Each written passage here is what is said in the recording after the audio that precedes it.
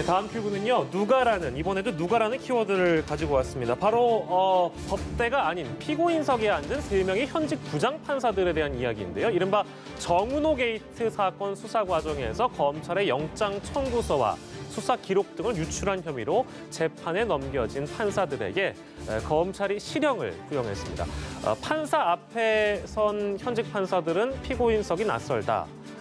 자신들의 일터인 법정에서 정당한 평가가 이루어지길 바란다면서 최후 진술을 했다고 하는데요. 관련 내용을 저희가 좀 만나보도록 하겠습니다. 자, 이 3명의 판사가 피고인석에 앉는 일은 뭐 참으로 이례적일 수 있을 텐데요. 이 3명의 판사가 어떤 혐의를 받고 있는지 이호영 변호사께서 좀 짚어주시겠어요? 네, 먼저 이 3명의 판사 중에 이제 첫 번째 분이 그 서울고등법원 지금 현 부장판사 그 신광열 판사인데요. 예. 이제 신 전 부장판사 그 당시에는 서울중앙지방법원 이제 형사수석 부장판사였습니다. 예. 근데 이제 2016년에 검찰의 이제 정은호 게이트 사건 수사 당시 그 당시에 그 법원 행정처 차장이었던 임종원 차장으로부터 이제 우리가 대응을 하는데 필요하니 그 영장 청구서와 수사 기록을 통해서 어떤 검찰의 수사 방향 이런 것들을 좀 보고해달라, 예. 확인해서 보고해달라라는 지시를 받아서 이제 이러한 지시를 이행하기 위해서 이제 자신과 같이 일을 하고 있던 조의연 성창호 영장 전담 판사에게 예. 이제 수사 기록 일부를 좀 복사해달라, 이제 이렇게 요구를 했다고 하고요. 이것을 전달받아서 본인이 직접 이것을 정리한 문건, 파일 9개와 검찰의 수사 보고서 사본 1개를 그 임종원 전 차장에게 보냄으로써 예. 어떤 직무상 비밀을 누설한 혐의를 받고 있고요. 예. 그다음에 나머지 이제 그 조의연 성창호 부장판사 같은 경우는 이제 앞서 말씀드렸던 그 신광열 이제 수석 부장판사의 예. 지시를 받아서 이제 요구를 받아서 예. 그 자신이 이제 그 당시에 보관하고 있었던 영장 청구서와 그다음에 법관 비리 수사 진행 상황, 예. 그다음에 증거 관계, 뭐 향후 수사 계획 등이 포함된 것이 이제 수사 보고서가 있습니다. 예. 이러한 수사 보고서 등의 수사 기밀을 이제 모두 10차례에 걸쳐서 이제 당시 수석 부장판사인 신광열 판사에게 예. 이제 보고했다라는 방식으로, 이러한 보고하는 방식으로 근데 공무상 비밀을 누설했다라는 예. 혐의를 받고 있는 것입니다. 예. 이 3사람의 혐의에 대해서 저희가 정리를 해봤고요. 이게 이제 정은호 게이트 저희가 아까 언급을 했습니다만 당시 정은호 게이트가 이 법관 비리 사건으로 비화됐던 배경에 대해서 저희가 다시 한번 좀 짚어보도록 하겠습니다. 최진봉 교수께서 짚어주신다면요. 그러니까 지금 말씀한 정은호 게이트에 법관하고 현직 변호사, 그러니까 전직 법관이었다가 변호사하는 분들하고 결탁이 돼서 비리가 있다. 예. 이런 거 이제 폭로가 됐어요. 예. 그걸 은폐하기 위해서, 왜냐하면 사법부 입장에서는 법관의 비리에 연루됐다고 하는 것이 사법부의 치명적인 어떤 이미지의 실추가 올 수 있다. 이걸 예. 판단한 그렇게 생각한 것 같아요. 예. 그래서 법관 비리 의혹을 은폐하기 위해서 정은호 게이트에 수사 관련 정보를 미리 빼낸 겁니다. 그 말은 결국 지금 이제 이호영 기자 잘 설명했는데 부장판사가 2명의 영장 전담 판사에게 영장 예. 실질 심사를 위해서 검찰에 수사한 내용을 보내줬을 거 아니에요. 그걸 고 심사를 해야 되니까 예. 그 내용의 일부를 빼서 계속 보내줬다는 거 아닙니까? 예. 그러니까 신광열 부장판사가 그걸 받아가지고 임종원 행정처 법원행정처장에게 그걸 보내준 거고요. 예. 그러면서 그러니까 행정처에서 일단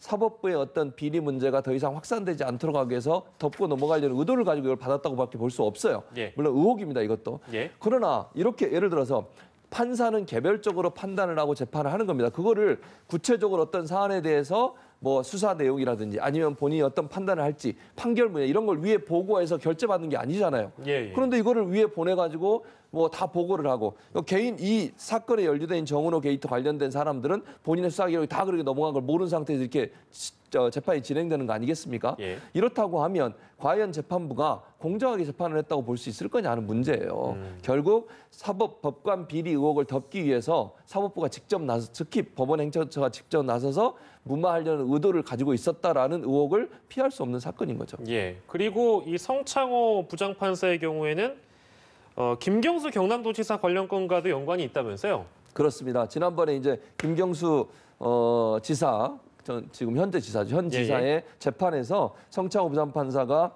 선고를 했어요. 그때 재판장이었거든요. 예, 예. 선고한 내용을 보면 법정 구속을 시키고 예. 1심 재판에서 잘 아시는 것처럼. 예. 그래서 결국 이제 물론 이게 직접적인 연관이 있느냐 없느냐 이걸 이제 제가 판단해서 얘기하기는 어렵다고 봐요. 예. 뭐 저는 그래도 판사가 설마 그렇게 했을까 그런 생각을 합니다만 예. 그럼에도 불구하고 이번 사건과 연관이 돼서 사법농단을 사실을 처음 밝히고 사법농단의 문제를 제기했던 게 현 정부 아닙니까? 예. 혹시나 그래서 의혹이 생기는 것은 현 정부의 어쨌든 측근이라고 하는 김경수 지사에 대해서도 이런 판단을 한 것이 본인에 대한 이런 사법농단에 대한 어떤 조사 그리고 본인이 이렇게 재판을 받고 또 조사를 받는 것에 대한 불만 표시 이런 게 아니었나 하는 의혹이 생기고 있는 상황입니다. 예. 검찰이 현직 법관들에게 실형을 구형한 상황입니다. 그 구형에 대한 배경도 저희가 짚어볼 거고요.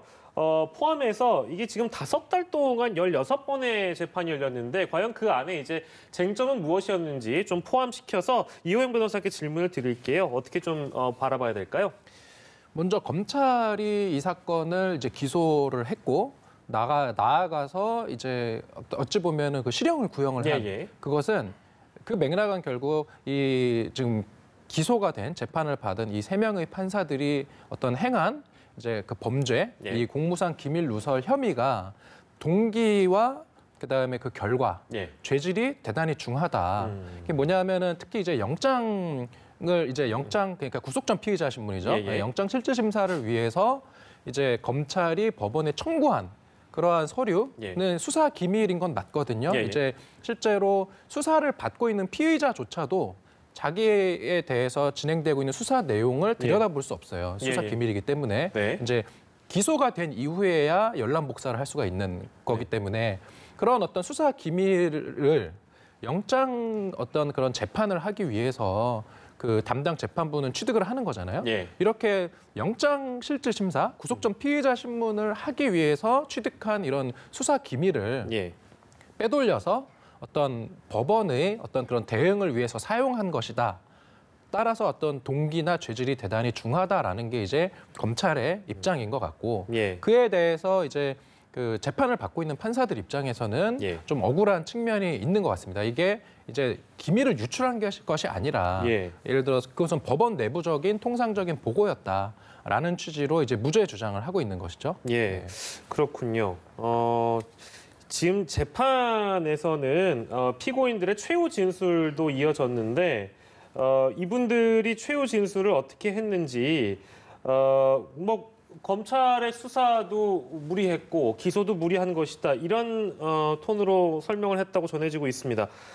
최후 진술에 대한 부분은 좀 최주범 교수께 짚어주시겠어요? 예, 최후 진술은 뭐 이런 얘기를 해서 신강렬 부장판사는 현직 법관은 참다한 심정이다 이런 얘기를 했고 예. 나머지 재판관들도 정당한 이게 재판이 이루어지길 바란다 이런 얘기도 했었고요. 그리고 또 뭐라고 얘기했냐면 사실은 이제 본인들은 뭐라고 주장하냐면 이게 그 기관 내부 보고 행위이지 공무상 비밀 누설은 아니다라고 주장을 하고 있어요. 지금 본인들은. 그런데 저는 이렇게 생각합니다. 기관 내부 보고 행위가 이게 맞다고 하면 예. 그러면 영장 전담 판사들은 법원 행정처장이 얘기하면 항상 모든 걸 보고해야 돼요. 이게 맞으려면 예, 예. 그런 거 아닙니까? 예. 아니 근데 그러면 영장 실질 심사를 하는 판사들이 법원 행정처나 아니면 사법부 고위직으로부터 예. 압력을 받을 가능성이 충분히 있는 거 아닙니까? 그걸 어떻게 막을 수가 있겠어요? 독립적으로 재판하라고 판사들에게 독립권을 준 거 아닙니까? 예. 그런데 이걸 보고하는 걸 통상적인 어떤 기관 내부 보고다? 그것도 특정 사안에 대해서 이건 좀 이해가 안 됩니다. 저는 상식적으로. 예. 그리고 이 사안 같은 경우에 검찰 수사가 다른 사법부로 확대될 거에 대한 우려가 있었어요. 그 당시에 법원 행정처에서는 예, 예. 이 지금 이 세 사람과 관련된 것보다 정은호 게이트에 관련된 사람들이 한두 명이 아니라 더 많아지고 확산될 수 있다라고 하는 위기감 예. 이것 때문에 사실 이걸 막으려고 했던 거거든요. 그래서 이 사건을 먼저 알고 싶어 했고 어떻게 처리되는지도 본인들이 어느 정도 영향을 행사하려고 했다고 하는 것이 의혹인데 예. 그렇다고 하면 과연 이게 정상적인 기관 내부 보고 행위라 볼 수 있을 거냐? 예. 저는 그렇게 보는 건 상식적으로 맞지 않다고 봅니다. 예, 알겠습니다. 자, 조심스럽긴 한데요. 이호영 변호사님 지금 다음 달에 1심 판결이 내려질 예정인데 좀 어떻게 좀 예상을 하세요? 먼저 이게 만약에 유죄가 인정된다면은 뭐 형량은 법에서 정한 형량은 2년 이하의 징역 또는 금고 또는 5년 이하의 자격 정지인데 예. 문제는 저는 형량 문제는 아니고 예. 유무죄 문제라고 생각을 합니다. 유무죄의 이게 문제가? 과연 유죄일 것인가 무죄일 것인가. 왜냐하면 제가 이 사건 가지고도 이제 동료 변호사들이랑도 얘기를 해보면 예. 이게 법리적으로는 죄가 안 될 수도 있지 않나라는 얘기를 하시는 변호사님들도 계시긴 해요. 근거는요? 근거가 뭐냐면 바로 이게 법원 내부적으로 보고한 거다. 그러니까 유출이라고 하는 것은 법원 외부로 예를 들어서 예. 뭐 법원이 청와대에 보고를 했다거나 예. 그러면 뭐 명백하게 이건 유출인데 예. 법원 어떤 법관의 어떤 비위나 범죄 사실에 대해서 예. 법원 행정처에서 어떤 그런 것을 수집을 하는 건 통상적인 일인 건 맞거든요. 예. 법관이 어떤 비위를 저질러 음주운전을 했다든지 예. 뭐 재판을 받게 됐다든지 그러면 이제 보고를 받는데 이제 그런 차원에서 법원 행정처에서 보고를 하라고 했고 예. 그 당시에 이제 수사를 담당하고 있었던 재판부에서 그러한 보고를 한 것이 예. 법원 내부적인 보고였다.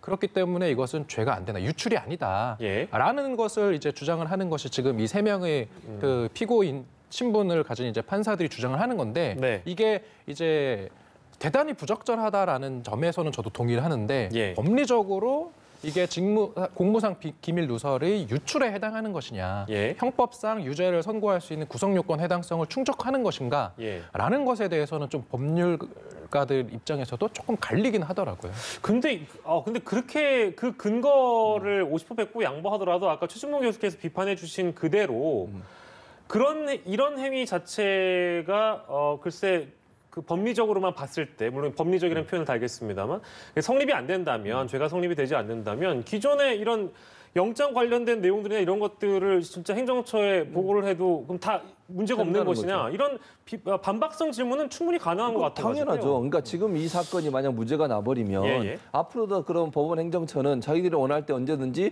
진행되는 재판에 대한 관련 자료들을 보내라. 예. 이렇게 얘기할 수 있는 겁니다. 내부 보고니까. 예, 예. 근데 그러면 재판관의 독립적 재판권, 재판 독립성은 과연 보장될 수 있을까요? 예. 그러니까 법원 행정처는 법관들의 인사 그걸 다 좌지우지하는 곳입니다. 예. 실제적으로 법관들의 모든 걸 다 이렇게 좌지우지하는 권한을 갖고 있는 곳인데 그곳에서 지시를 하면 그게 거부할 판사가 얼마나 있겠습니까? 그러면 법원 행정처가 모든 것을 취합해서 관리하고 통제할 수 있는 권한까지 갖게 되는 위험성이 있는 겁니다. 예. 재판사는요, 물론 법원 행정처에 소속돼 있지만 그럼에도 불구하고 재판은 독립적으로 어떤 영향도 받지 않은 상태에서 이루어져야 합니다. 공정하게. 예. 그런데 어떤 판사라 하더라도 위에 있는 판사가 상관인 판사가 부하인 판사에게 뭔가를 지시하거나 아니면 뭔가를 가져오라고 하거나 이걸 내부 보고 기관 내부 보고형이라 해서 그냥 용인해 준다고 하면 앞으로 재판에서 불공정한 재판이 일어날 가능성은 충분히 내재하고 있기 때문에 예. 이걸 그런 차원에서 접근해서 봐야지 물론 법리로 봐야 되겠죠. 그러나 그런 부분들도 같이 참작해서 보는 것이 저는 타당하다고 봅니다. 예, 알겠습니다. 오늘은 두 가지 큐브 속 주제로 만나본 사건 큐브 최진봉 성공회대 교수 이호영 변호사와 오늘 이 시간 함께했습니다. 두 분 고맙습니다.